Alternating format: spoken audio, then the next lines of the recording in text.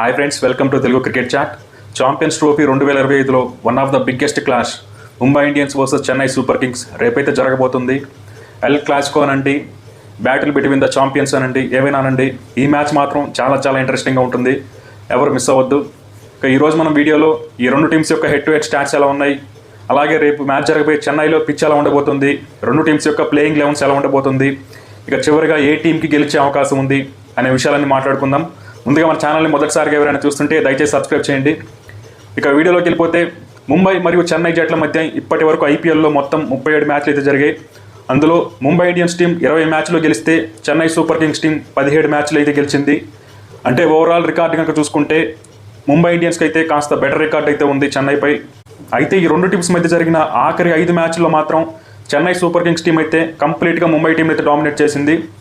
Last 5 మ్యాచెస్లో 4 మ్యాచ్ల్లో Chennai team గెలిచింది, 1 మ్యాచ్లో మాత్రమే ముంబై ఇండియన్స్ టీం అయితే గెలిచింది.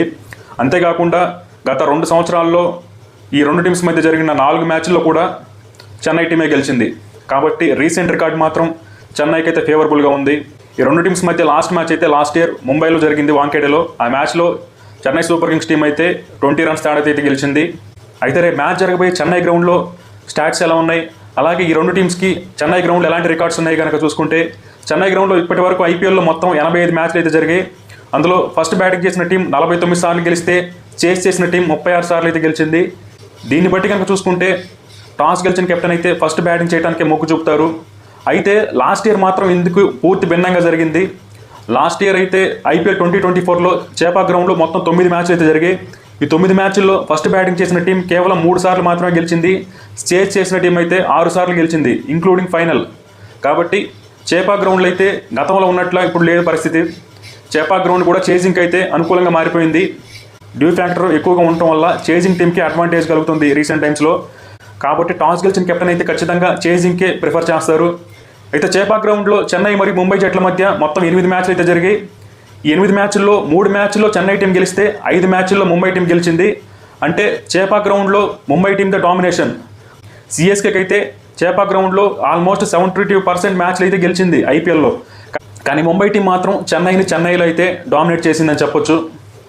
ఇక రేపు మ్యాచ్లో రెండు టీమ్స్ యొక్క ప్లేయింగ్ లెవెన్స్ ఎలా ఉండబోతున్నాయి కనుక చూసుకుంటే, ముందుగా ముంబై టీమ్స్కి అయితే ఒక బ్యాడ్ న్యూస్ అని చెప్పుకోవచ్చు. హార్దిక్ పాండ్యా అయితే రేపు మ్యాచ్ అయితే ఆడట్లేదు. మనకు తెలిసే ఉంటుంది, లాస్ట్ ఇయర్ అయితే హార్దిక్ పాండ్యా అయితే స్లో రేట్ కారణంగా ఈ ఇయర్ ఒక మ్యాచ్ బ్యాన్ అవ్వడం జరిగింది. దాంతో ఫస్ట్ మ్యాచ్ అయితే రేపు అయితే హార్దిక్ పాండ్యా ఆడట్లేదు. తన ప్లేస్లో మనకి సూర్యకుమార్ యాదవ్ అయితే ముంబై టీంకి అయితే కెప్టెన్సీ చేసే అవకాశం ఉంది. ఇది ఖచ్చితంగా ముంబై టీంకి కాస్త డిసడ్వాంటేజ్ అని చెప్పుకోవచ్చు. ఎందుకంటే ఆల్రెడీ మనకి జస్ప్రీత్ బుమ్రా అయితే అవైలబిలిటీలో లేడు. ఇప్పుడు హార్దిక్ పాండ్యా కూడా దూరం అయితే ఖచ్చితంగా ఆ టీం బ్యాలెన్స్ మీద అయితే ఇంపాక్ట్ పడే అవకాశం అయితే ఉంది. ఇక ముంబై టీం ప్లేయింగ్ 11 కనుక చూసుకుంటే, రోహిత్ శర్మ మరియు రియాన్ రికెల్టన్ అయితే ఓపెన్ చేస్తారు. నెంబర్ 3లో సూర్యకుమార్ యాదవ్, నెంబర్ 4లో తిలక్ వర్మ, నెంబర్ 5లో విల్ జాక్స్ అయితే టీంలోకి వస్తాడు. యాక్చువల్గా హార్దిక్ పాండ్యా కనుక ఉంటే విల్ జాక్స్ లేదా రియాన్ రికెల్టన్ వీళ్ళిద్దరిలో ఒకరికి మాత్రమే ప్లేయింగ్ లెవెన్లో అవకాశం ఉండేది. హార్దిక్ పాండ్యా కూడా ఎలాగో ఆడట్లేదు కాబట్టి మనకి ఎక్స్ట్రా ఒక ఆల్రౌండర్ కావాలి. అది స్పిన్ ఆల్రౌండర్ అయినా పర్వాలేదు కాబట్టి నెంబర్ 5లో విల్ జాక్స్ అయితే ఆడతాడు. ఇక నెంబర్ 6లో నమన్దీర్, నెంబర్ 7లో రాబిన్ మింజ్, నెంబర్ 8లో మిచెల్ శాండర్, నెంబర్ 9లో దీపక్ చాహర్, నెంబర్ 10లో ట్రెంట్ బౌల్ట్, నెంబర్ 11లో కరణ్ శర్మ అయితే టీంలోకి వస్తారు. ఇక ఇంపాక్ట్ ప్లేయర్ విషయానికి వస్తే అశ్విని కుమార్ లేదా అర్జున్ టెండూల్కర్ వీళ్ళిద్దరిలో ఎవరో ఒకరు అయితే ఇంపాక్ట్ ప్లేయర్గా టీంలోకి వచ్చే అవకాశం ఉంది. ఇక్కడ ముంబై టీంలో హార్దిక్ పాండ్యా లేనప్పటికీ కూడా బ్యాటింగ్లో అయితే డెప్త్ అయితే ఉంది. మనకి నెంబర్ 8లో మిచెల్ శాండర్ ఆడుతున్నాడు, అలాగే నెంబర్ 9లో దీపక్ చాహర్ ఆడుతున్నాడు. అంటే దీపక్ చాహర్ కూడా బ్యాటింగ్ చేయగలడు కాస్త. కాబట్టి ముంబై టీంలో హార్దిక్ పాండ్యా లేనప్పటికీ కూడా నెంబర్ 9 వరకు అయితే బ్యాటింగ్ డెప్త్ అయితే ఉంది. అలాగే రోహిత్ శర్మ అయితే రీసెంట్గా అయితే చాలా మంచి ఫామ్లో ఉన్నాడు. ఛాంపియన్స్ ట్రోఫీ ఫైనల్లో ఎలా ఆడాడో మనం చూసాం. అలాగే రియాన్ రికెల్టన్ కూడా ఛాంపియన్స్ ట్రోఫీలో మంచిగానే పర్ఫామ్ చేశాడు. ఇక తిలక్ వర్మ గురించి కొత్తగా చెప్పక్కర్లేదు. ఈ టీంకి ఎక్స్ ఫ్యాక్టర్ ప్లేయర్ ఎవరంటే తిలక్ వర్మ అని చెప్తాను నేనైతే. T20స్లో అయితే తిలక్ వర్మ చాలా మంచి ఫామ్లో ఉన్నాడు. ఇక సూర్యకుమార్ ఫామ్ కాస్త అటు ఇటుగా ఉంది. రీసెంట్గా అయితే మంచి ఫామ్లో లేడు సూర్య. ఇక నెంబర్ 5లో విల్ జాక్స్ లాస్ట్ ఇయర్ ఆర్సీబీకి చాలా బాగా ఆడాడు. మరి ముంబై ఇండియన్స్కి ఎలా ఆడతాడో చూడాలి. కాబట్టి ముంబై ఇండియన్స్ టాప్ 5 అయితే చాలా బాగుంది.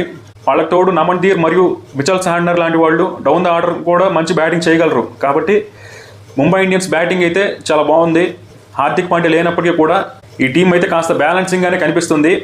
హార్దిక్ పాండ్యా ఉంటే ఇంకాస్త ఫాస్ట్ బౌలింగ్లో కాస్త బెటర్గా ఉండేది. అలాగే బుమ్రా లేని లోటు ఎలాగో ఎవరు తీర్చలేరు కాబట్టి మనకి ట్రెంట్ బౌల్ట్ ఉన్నాడు ఈసారి ముంబైకి. ఇది ఖచ్చితంగా ముంబై టీంకి బిగ్గెస్ట్ అడ్వాంటేజ్ చెప్పొచ్చు. ఇక ఈ టీంలో స్పిన్ ఆప్షన్స్ కూడా బాగానే ఉన్నాయి. ఎందుకంటే రేపు మ్యాచ్ జరిగేది మనకి చేపా గ్రౌండ్లో కాబట్టి ఖచ్చితంగా 3 స్పిన్నర్స్ అయితే కావాలి. మిచెల్ శాంట్నర్ రూపంలో ఒక వరల్డ్ క్లాస్ స్పిన్నర్ అయితే ఉన్నాడు.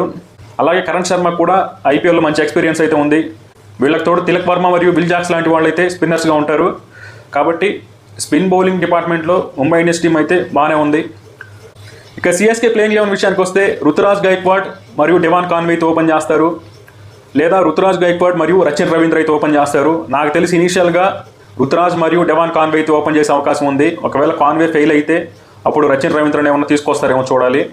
ఇక రుతురాజ్ గైక్వాడ్ విషయానికి వస్తే తనకి ఈ సీజన్ చాలా ఇంపార్టెంట్ సీజన్ అని చెప్తాను. ఎందుకంటే రుతురాజ్ గైక్వాడ్ అయితే ఇంటర్నేషనల్ క్రికెట్ ఆడట్లేదు, తనకి ఛాన్సెస్ అయితే రావట్లేదు. T20 ఫార్మాట్లో కానీ, వన్డే ఫార్మాట్లో కానీ, టెస్ట్ ఫార్మాట్లో కానీ తననైతే కంప్లీట్గా పక్కన పెట్టేశారు. తనని కన్సిడర్ చేయట్లేదు అసలు. ఎందుకంటే కాంపిటీషన్ చాలా ఎక్కువ ఉంది. ముఖ్యంగా T20 ఫార్మాట్లో మల్టిపుల్ స్కిల్ ఉన్న ప్లేయర్స్నే పెద్దపీట వేస్తున్నారు. కాబట్టి రుతురాజ్ గైక్వాడ్ అయితే ఈ సీజన్ అద్భుతంగా పర్ఫామ్ చేసి సెలెక్టర్స్కి ఛాలెంజ్ విసిరితే తప్ప తను తిరిగి ఇండియా టీంలోకి వచ్చే అవకాశం అయితే లేదు. కాబట్టి దాన్ని దృష్టిలో పెట్టుకుని రుతురాజ్ గైక్వాడ్ అయితే ఈ సంవత్సరం ఐపీఎల్లో మంచి పర్ఫార్మెన్స్ అయితే ఇస్తాడనుకుంటున్నాను. ఇక నెంబర్ 3లో రాహుల్ త్రిపాఠి, నెంబర్ 4లో శివం దూబే. శివం దూబే అయితే లాస్ట్ ఇయర్ అయితే మంచిగానే పర్ఫామ్ చేశాడు. తను స్పిన్నర్స్ని చాలా బాగా ఆడగలడు.